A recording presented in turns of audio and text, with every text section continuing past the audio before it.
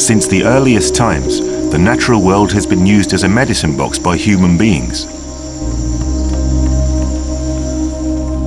Tribes from all over the world utilize healers to gather natural antidotes and treat sickness by making tonics.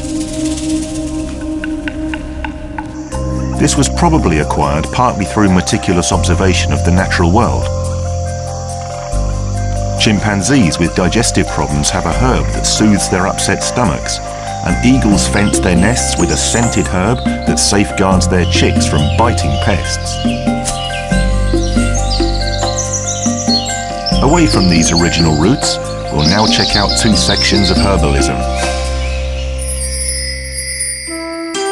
Herbal medicine in China has been used for more than 5 millennia. A doctor in ancient China was supposedly paid when the patients were healthy and not when they were ailing.